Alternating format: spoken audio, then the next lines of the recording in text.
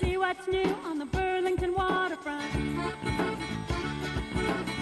Hey, now it's happening at the waterfront on Lake Champlain. Whatever the weather, there's so much to do on the new waterfront, the Burlington waterfront.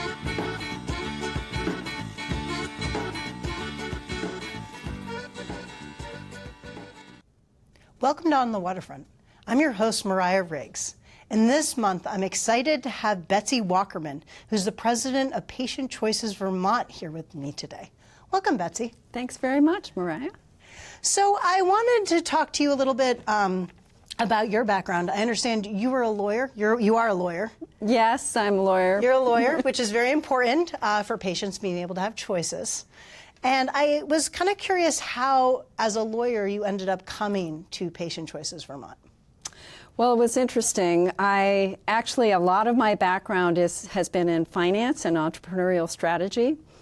And I was working away one day, and my dad called and said, I want to come up and visit you and talk about something important.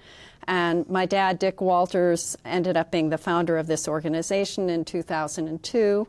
And along with my mother, Ginny Walters, and what he wanted to talk about in all that time, 22 years ago, was getting a law in place like the one at the time that they had and still have in Oregon to enable people who are approaching the end of life to have a little bit of control over the timing of their death. Mm-hmm.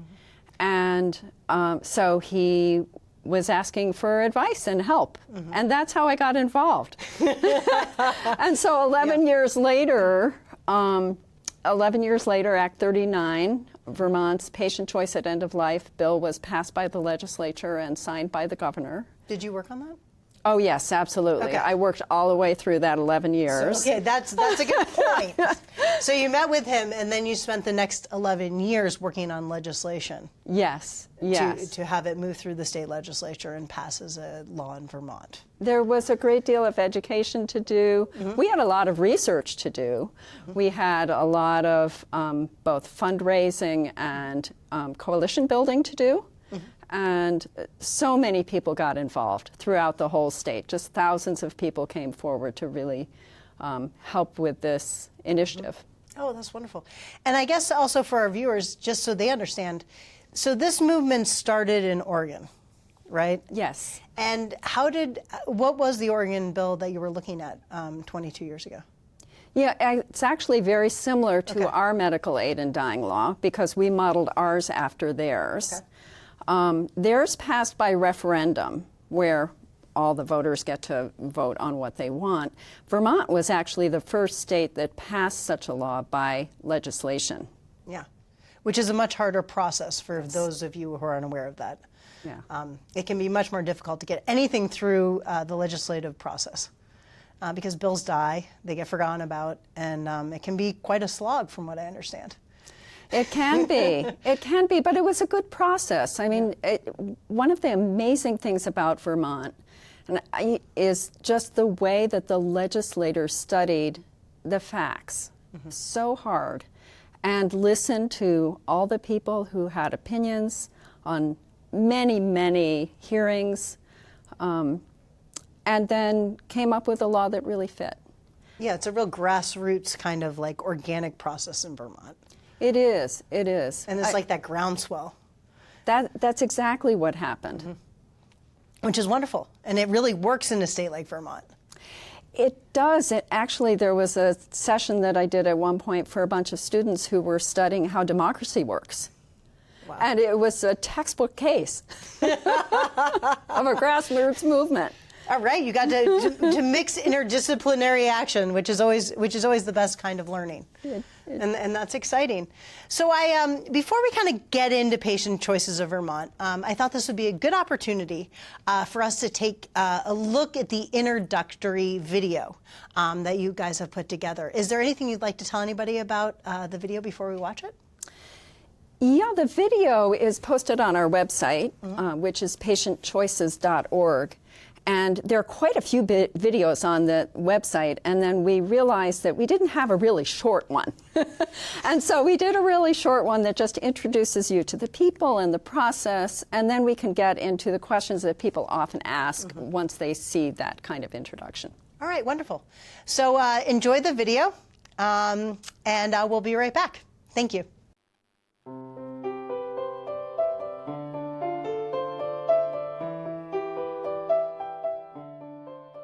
At any given time, 5,000 Vermonters are living with a diagnosis of a terminal illness, and they are making choices about their end-of-life care and plans.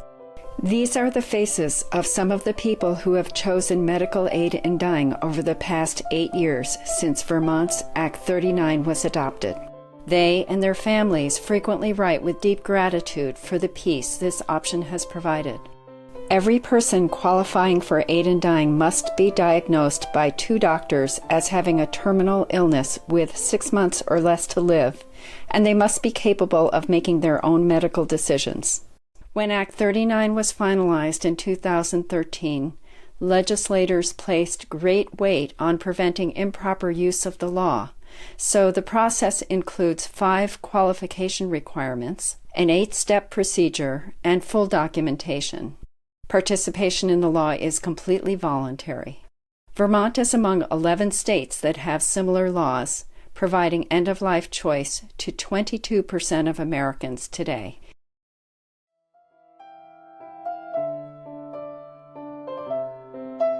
Thank you very much for your interest. Medical aid in dying is an important and powerful option in the spectrum of compassionate care toward the end of life.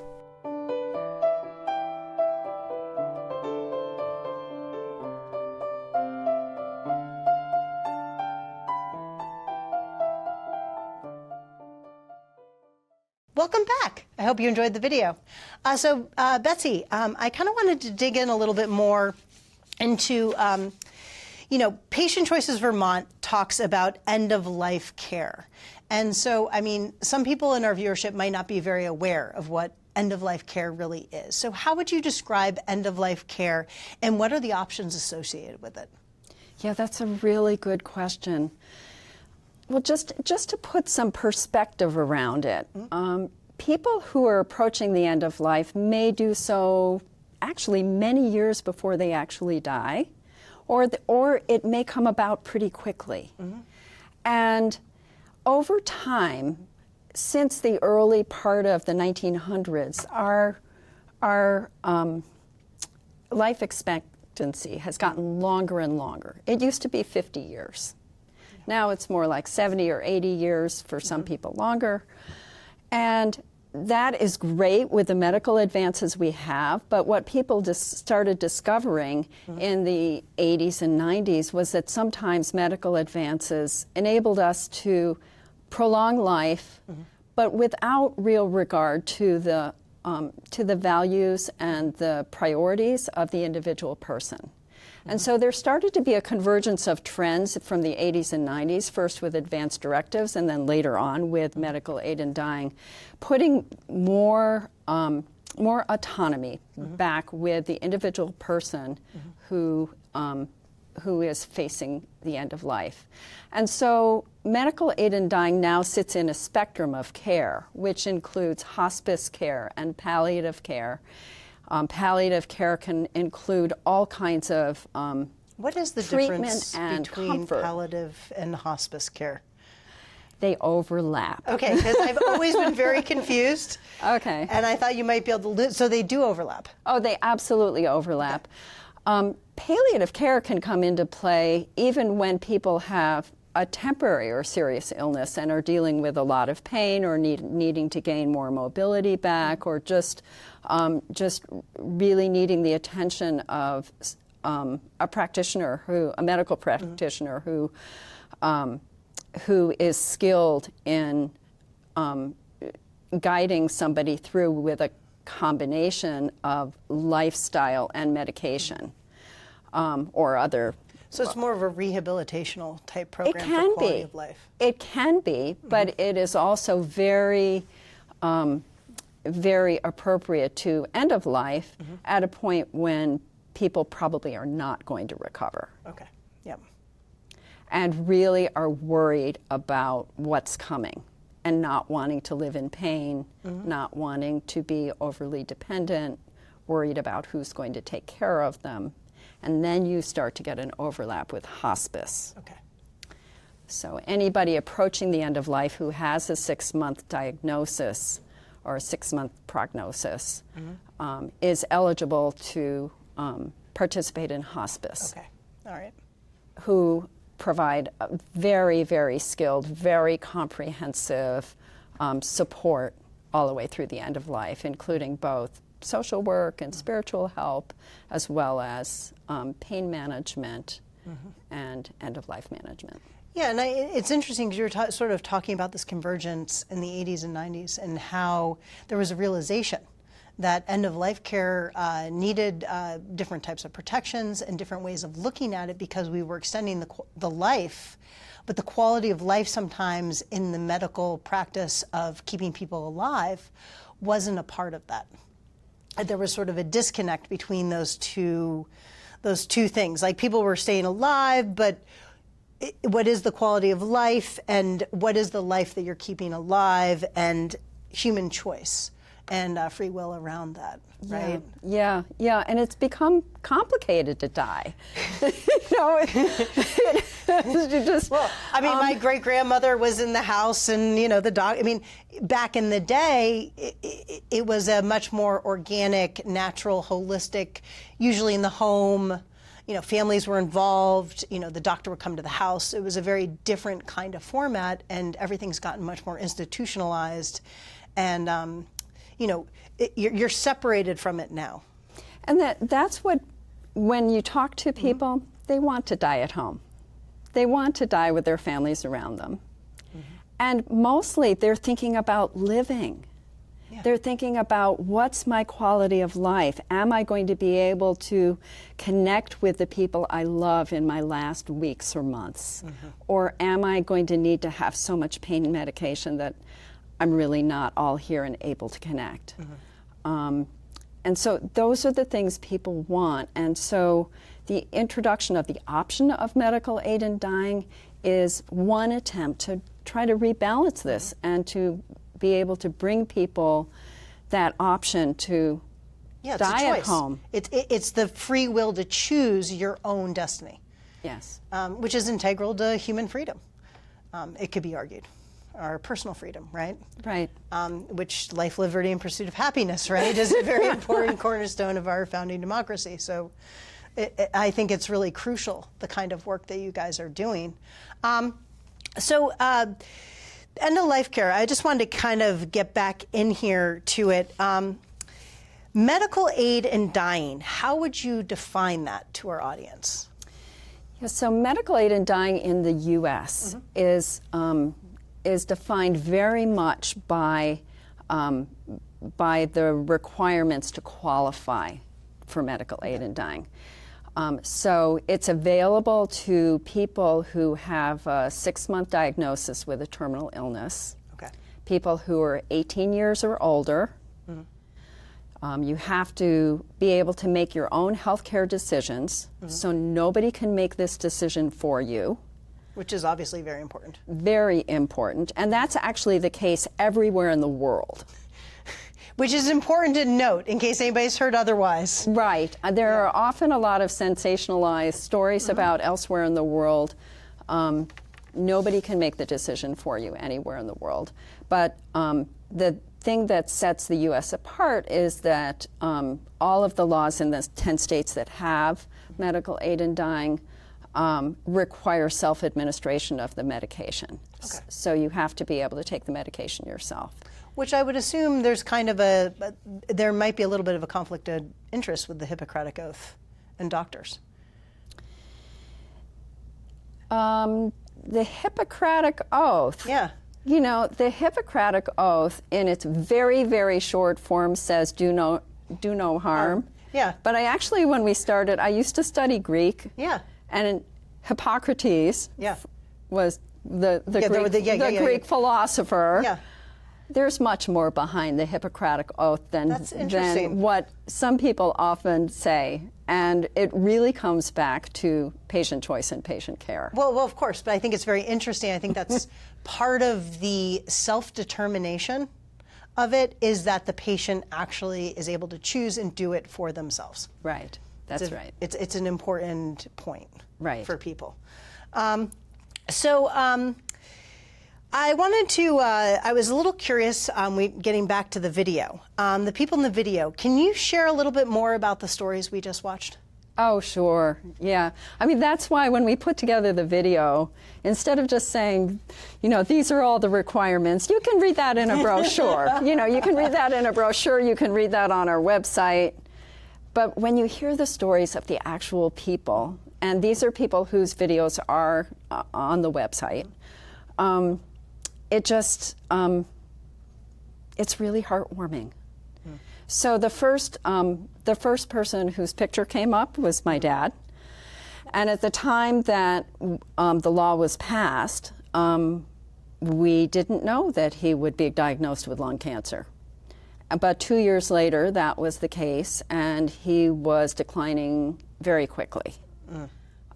He managed to spend his last summer on Lake Champlain, like your beautiful pictures. I was looking at your pictures to see, I wonder if I see his boat, and then he was declining very quickly. Some people who choose medical aid in dying pick a date, and other people just wait until they feel, okay, today's the day. My dad picked the date. Wow. And he picked a date about 5 days away. It was an incredible time. It opened up this space when people didn't need to pretend anything anymore. When it was very clear, he was very upfront about it, made it clear that he was leaving. And my job that week was to call lots of old friends and say, Dad says he's leaving on Friday. And if you want to talk to him, now's your chance. And it opened up this unbelievable space for connection. Wow. He told me this was that he had some of the most meaningful conversations of his whole life in that last week. People opened up in a way that he'd never experienced before. Well, there's a certain honesty. There is. There's a certain honesty there, where you don't deal with the artifice of social interactions or those kinds of things. All those walls are broken down, and there's something in its purest form. It was really special, and I was just so grateful he had that time, and that we had that time, our family and our friends, that we had that time with him. Those who knew my dad, and there were many of them around the state because of all this work, came for the last pieces of Dick's advice, which he freely disseminated. And he could actually talk to people about things and communicate, and probably the engagement for him was a very valuable that was life-giving for him. Yeah. It was life-giving knowing that he had this plan, and that he was had that measure of control at a time when you really are losing every measure of control that you ever had. Yes. And when he got to his last day, he was very deliberate, very much at peace. The last day for medical aid in dying, for most people, involves exactly what we did: family gathering, quiet time, times to say goodbye, and then the medication is in a drink that the patient drinks, and we can talk more about what happens then. But very, very peaceful. And on your own terms. Absolutely on your own terms. Yeah. And how you want to be with the people you care and love about. I can imagine that that's something that's very relieving on some level for certain people. It is. It's not everybody wants to choose that route. But it's the point, is the choice. Exactly. Right? That is an option. And there are those people out there that crave that at the end, that need that at their end of their life for their own personal solace and their own being.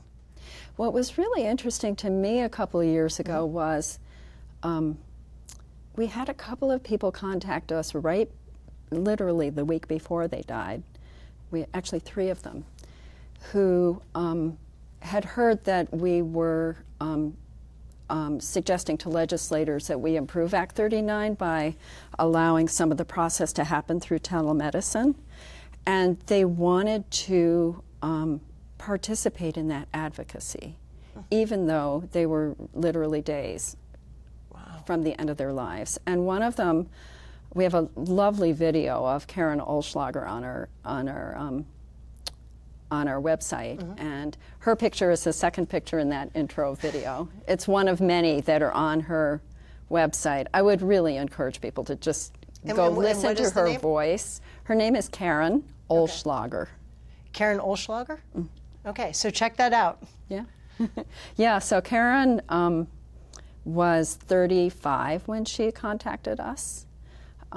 She had been dealing with a diagnosis of stomach cancer for 2 or 3 years. She had been through multiple rounds of chemotherapy and had been through remission and had more time for both work, which she was very, very proud of. She was a prosecutor. And recreation. She loved the mountains and hiking. And it was just fascinating listening to her. She talked about how, especially as a young cancer patient, there was just so much social pressure to fight and fight and fight and fight, and how at some point she knew, it was really more about suffering than it was about fighting. And she ended up spending her last few months going to yoga retreats, knowing that she had qualified for medical aid in dying and that she could choose, and she was going to pass away. But it sounds like she was able to take care of her own life care in something that was very holistic to her, and that she was able to build up her spirit and her soul, I mean, if you will, to the next place, right? By being able to have, the freedom of that choice allowed her to embrace the end of her life as something that was engaging and uplifting for her in her soul as she left, as opposed to something that she was concerned about. How, some people, especially patients, don't even know, how the end of their life is going to go. And I can imagine that being very scary. Well, for some people it's scary. She actually didn't seem scared. She, so I don't want to interpret for her, but yeah. So if you listen to her video, or if viewers listen to her, watch her video, there are lovely pictures. It was really important to her to be part of that advocacy right toward the end. She wanted to have a purpose toward the end of life as well, and so. And when people go to the website, one of the things that that you can do is to sign up for our email newsletter. And we don't inundate everybody every day or even every week. And we only fundraise really seriously twice a year. So the rest of it is all really newsworthy information or tips or ideas or answers to questions that people often ask us, or news stories about end of life and things that are relevant. That's interesting. So both young and older people use aid in dying. What are the reasons you see that they seek it out? And what is it, you said to qualify, you listed a couple of qualifications. Yeah, so you have to have a 6-month diagnosis of a terminal illness. But, most of the people who qualify for medical aid in dying are people who are dealing with cancer. Okay. And lots of people who deal with cancer, if not most, I don't know the statistics, but they have been dealing with this situation for years, like Karen. It's not something you get diagnosed with and most of the time and decline within a month. It's generally not that quick. So people have a long time to think about it, and they have a long time to consider what they really want for the rest of their lives. And do you work with people who are wondering about the end of their life, or where would somebody go in that particular situation to find out about their end of life choices? We work with people mostly who are exploring whether they want to consider medical aid in dying. Okay. And the decision is always with the individual at every step of the process. You may qualify, and then you may even get the medication and then decide not to use it. So we help people understand exactly what it means and what it doesn't mean. We have a very, very in-depth set of resources on our website, including one of the most important pages is how to talk to your doctor, how to have a conversation with your doctor, because the doctor's involvement is really critical in the process. It's the doctor who is going to help you understand what all your alternatives are, what your disease progression might look like, and what kinds of care and treatment might be available for you, and really help coach you through that decision. And understand the decision. Right. I believe that education is probably an incredibly important component. It's very, very important. One of the things that we did in the last year and a half was to pull together a clinician's guide. Oh, wow. So clinicians have a resource. Is that on your website? It's absolutely on our website. Okay. Yeah, and so it's available. It's used mostly by doctors and hospice professionals, social workers, anybody who is working with people who are going through this kind of decision-making process. Yeah, it's the first of its kind in the country. Which is really interesting. That's wonderful, and you would think everybody would have. What an incredible and valuable resource that people can actually look up and find information about. Right. Which is very valuable, because in order to understand a choice, you actually have to research it. You do. It takes some work. This is not an easy process to go through. It's kind of almost intentionally a little bit challenging. Well, as it should be. It's a major life decision. Yes. Quite literally. And anybody who's thinking about that or is suffering, it's important to really know the different paths that you have in front of you. Right. So you can make the right choice. Right. We've referred a couple times to these little brochures, which are trifold brochures, and these are available to community groups. If there are community groups or churches who would like presentations by our volunteers, we bring these, we send them. We tell stories, we have conversations, we talk about people's concerns. But this is a very quick introduction to medical aid in dying, and the same information is on one of the resource pages on our website. So who else plays a key role in this process, besides the doctors and the patients? I'm assuming families. Families do. Usually the patients have their conversations with their families, and generally what we hear is that families are really supportive. They just want the person to have what they want. Yeah. They have the rest of their life the way they want it. And they want to be there for the people they love. And support them and know that they're there for them. Right. Which is so important. Right. I was going to say most of the patients also are enrolled in hospice. Okay. And that means that they have the support of the social workers and the whatever kind of counselors they offer that. Well, I assume mental would health want. is a major component of a lot of what's happening at end of life. It's very tough, not just for the patient, but for the people around them. It's interesting how the the decision becomes very clear for people. It's like a crystal clear, like this amazing, It becomes very clear. So it's interesting, it has a certain directive component to it. There's a clarity of mind. I mean, I can imagine, I mean, it's a very evocative, important choice in somebody's life, especially at that point.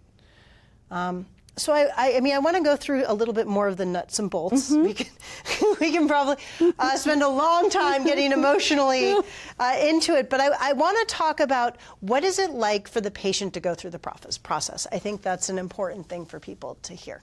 Yeah, thanks. Well, it's always really helpful to start the conversation early. It doesn't mean you have to finish the process right away. But I think, honestly, to turn it around a little bit, the saddest calls that we get are ones from people who have waited too long and then don't have the time frame that they need to really complete the process. So the process that's in the legislation requires two verbal requests to your doctor, the person who's going to prescribe the medication, and that has to be 15 days apart. But in practice, we all know how long it takes to get appointments, so we recommend 2 months. You have to then be seen, have an appointment with a consulting physician who provides a second opinion that you qualify, and you also have to make a written request. So those are the things that are on the patient side of the process. The prescribing physician then has a number of steps that they have to go through, including making sure the patient has received all the information about all their alternatives and that they have, that they're not being influenced by anybody else, and that they're making their own decision and that sort of thing. And affirming that this is really a choice and that they see that, and yes, of course, and signing off on that as the medical care professional. Yes. So initially it was really difficult for patients because every doctor in Vermont was doing this for the first time. Yeah. And that's still the case sometimes, that doctors are doing it for the first time. Do you help patients who are trying to go through the process? Can we they come to you? Okay. We do. We do. Most of the time now in Vermont, for a Vermont patient, there's enough knowledge out there among primary care physicians and specialists that that we don't get too many requests to help coach them through. But we do get requests from the doctors. Yeah. So the doctors will call. Well, they want to make sure they're doing it all. They want to make sure that they're exactly following the procedure. They might, they might want consultation and about the various steps of the procedure. Yeah. So this has been a real pleasure. Betsy, thank you so much for coming on and talking to us about all the wonderful work you do. If you guys get a chance, please go to patientchoices.org. Check out the literature there. There's some great resources both for doctors and patients and families. It's an amazingly compassionate and wonderful program. And thank you so much for all the work you've done to bring this to Vermont. I really appreciate that, Betsy. I'm sure we all do. And thank you guys so much. Have a great month, and I'll see you right back here in October. Thank you, Mariah.